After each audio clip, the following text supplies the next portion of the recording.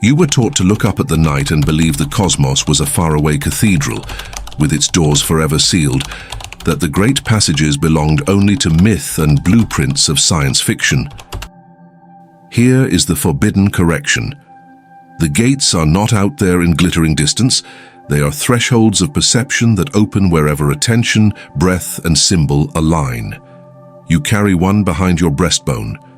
You walk past thousands carved in stone and story, without noticing that every arch, cave mouth, and sunrise over a horizon is a diagram of how to pass. Tonight you will learn to recognize them. You will learn to step. Do not worry about belief. Stargates are not a new creed. They are a practical consequence of how consciousness meets reality. Step close and see what your ancestors left along the road. Ancient cultures spoke in a language the modern mind calls superstition because it refuses to accept that experience can be engineered from within. In deserts and mountains, they built circles, corridors, and chambers that sing back your own pulse. In the Corpus Hermeticum, the world is described as mind made visible. In the Upanishads, the body is called a city of many gates through which the self witnesses the world. In the teachings that became the Tibetan instructions for the bardos, thresholds are presented as moments where recognition is liberation. None of these texts pretend that a portal is a machine you kick into gear with a lever. They present a method, arrange inner conditions, until the background of reality reveals itself. The outer gate only teaches the body what the inner gate knows. Consider how many peoples mapped the sky onto the earth.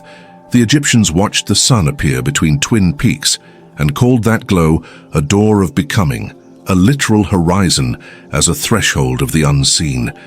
The Greeks staged rites where a descent into darkness yielded a return with new eyes. The Norse imagined a shimmering bridge that joins realms. The Maya offered stories of caves and wells as mouths of the underworld, not to frighten children, but to remind adults that the earth holds entrances where sound changes and time dilates. The Taoists describe a mysterious pass in the microcosm of the body, where breath, intention, and a point at the center converge. Shamans climbed rope ladders of trance to move between layers of the world and returned with medicine songs that unlocked those layers for the village. All point to the same architecture. A passage is a place where patterns line up, where rhythm meets meaning, where you meet yourself not as character, but as author. So why has this knowledge been shelved behind mythology? Some of it is gentle forgetfulness. The rites require patience and clarity, and those are not habits of crowded empires. Some of it is the dance between power and fear. When you learn to alter your state with nothing but attention and breath, intermediaries lose their monopoly. It is easier to declare that the gates are metaphor or miracle, but the truth sits in the middle. The Stargate is an instrument. It is as literal as a drum that changes your heartbeat, and as symbolic as a mantra that changes your mind.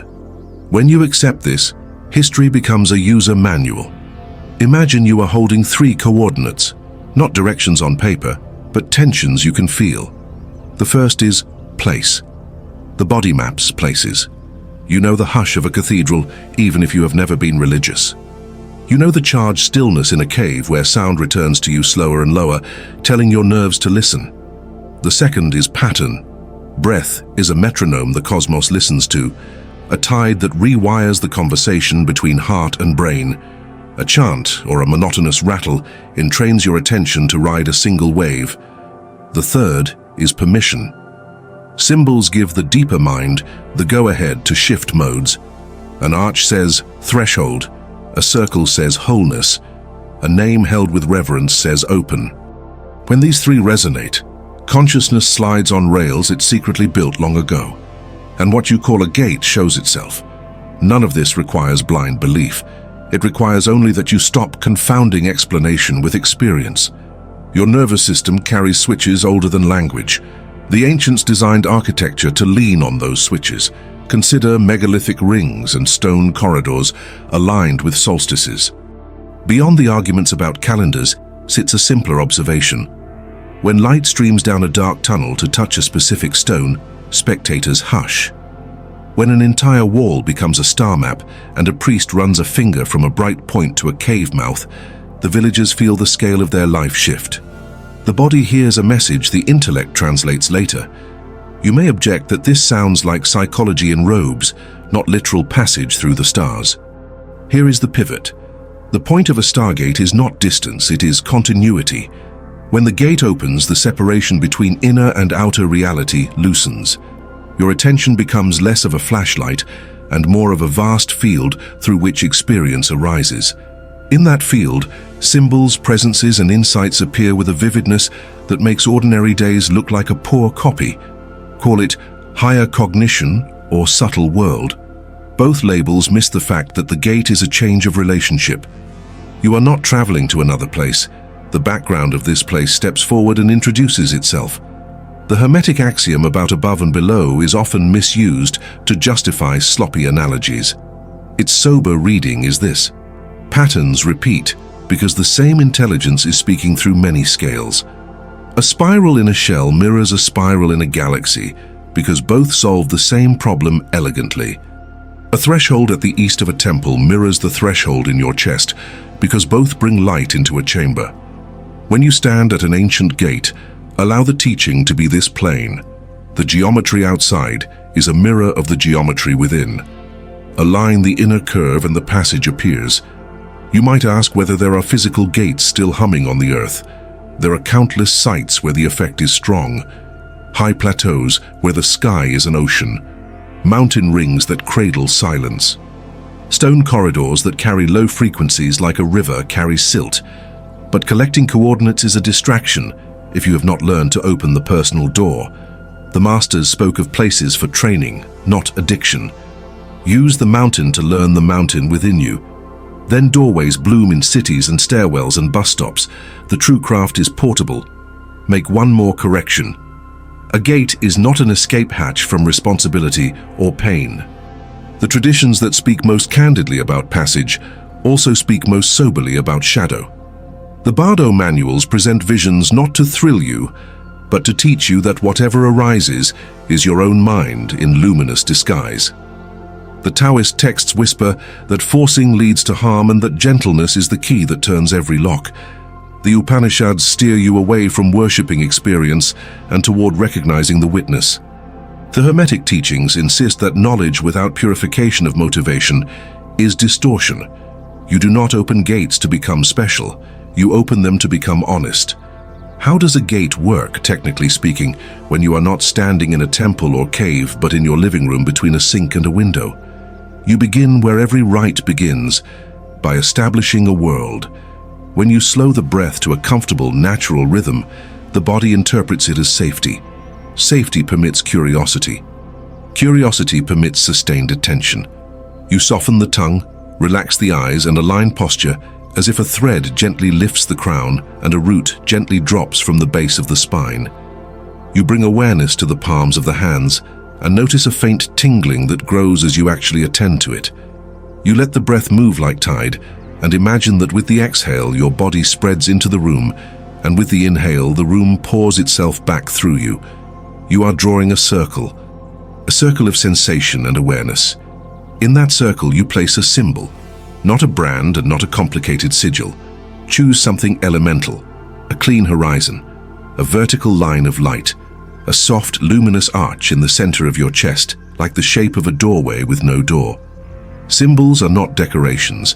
They are handles by which the deeper mind moves. When the symbol is clear, you add a phrase that speaks to the level beneath language. Something like, I allow clear awareness. Something like I am seeing from the sky within. Nothing dramatic, no pleading. This is the permission coordinate. Now you listen. You do not grab. You do not demand. You let the breath keep its gentle rhythm, and you notice that the room grows wider. Sound becomes a single woven thing rather than separate intrusions. Your sense of the body relaxes from a block of flesh into a field of sensation. All the while, the symbol at the center remains. The line of light or the soft arch does not wobble. This is the moment when many people mistake a gate for a hallucination, or they panic because the world stops mirroring their usual assumptions. If anxiety arises, the rule is simple. Return to the breath. Feel the contact points of the body with the chair or floor. Open the eyes fully and look at a familiar object until the nervous system settles. Permission does not mean recklessness.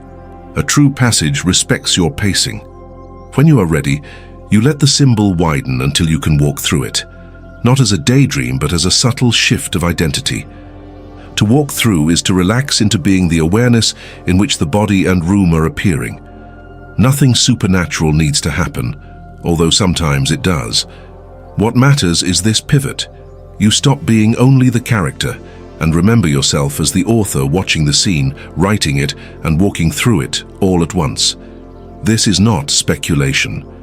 It is a skill you can deepen. The mind will test you. It will present you with visions, archetypes, old fears wearing bright masks, hopes wearing wings. Jung called them autonomous patterns of the psyche. The Tibetan adepts called them peaceful and wrathful forms. The instruction is identical across lineages. See through without dismissal. Regard with dignity. Recognize as mind. The moment you recognize, the hold loosens. The gate opens wider because the guard at the door was not a jailer. It was a question.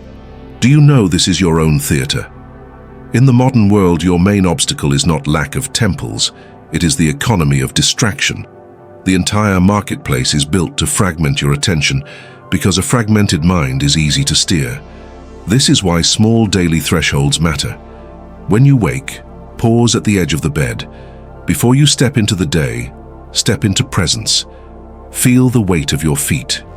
Let the breath find that natural calm. Invite the line of light in the center of your chest. Step. When you cross a door, notice that doors are honest teachers. Every arch says, remember. Every doorknob is a bell. In moments of pressure, do the simplest thing. Place a hand over the heart not as a gesture but as a switch. Let the palm feel the heartbeat. Let the heartbeat answer with warmth. Long exhales like letting air out of a sail that was too tight. The gate will not always become a bright theater. Sometimes it will be a slight widening where a reactive habit would have snapped shut. That widening is the passage working. You will be tempted to fetishize places. There is nothing wrong with pilgrimage. Mountains and deserts carry their own lineages, and the air itself seems full of elder songs. But a place will not hand you what you refuse to cultivate. Go if you can, and go with humility. Learn how the wind at a summit scours your thoughts clean, how the acoustic of a canyon builds a cathedral with 0 bricks, how night in a truly dark field reintroduces you to your own insignificance in the friendliest way. Then carry the memory as a tuning fork for city days. The old world left more than stones. It left maps of the body. If you study Taoist inner alchemy, you are taught to feel an axis running through crown, heart and belly, to circulate breath along a microcosmic orbit that calms storms you did not know were shaping your choices.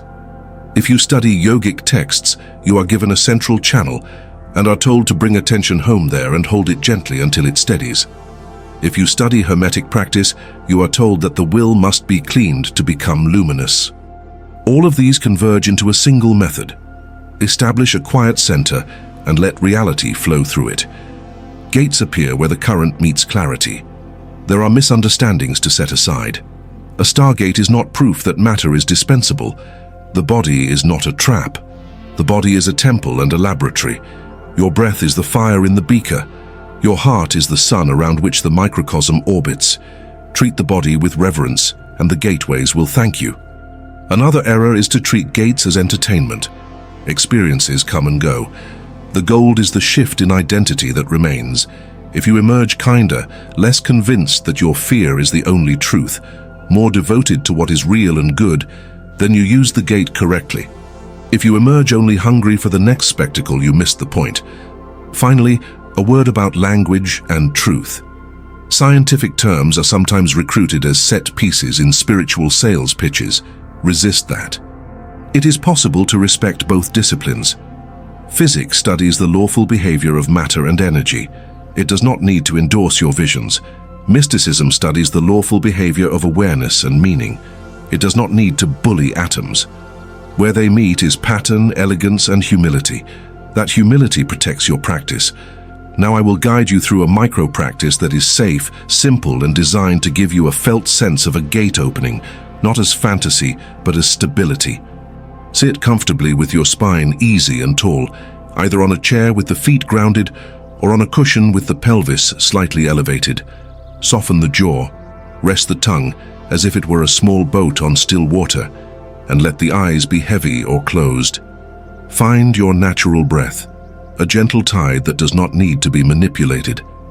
As you exhale, imagine the weight of the body sinking a little into the earth. As you inhale, imagine a soft vertical line of light drawing up through the center of your body, as if you were aligning a thread through beads.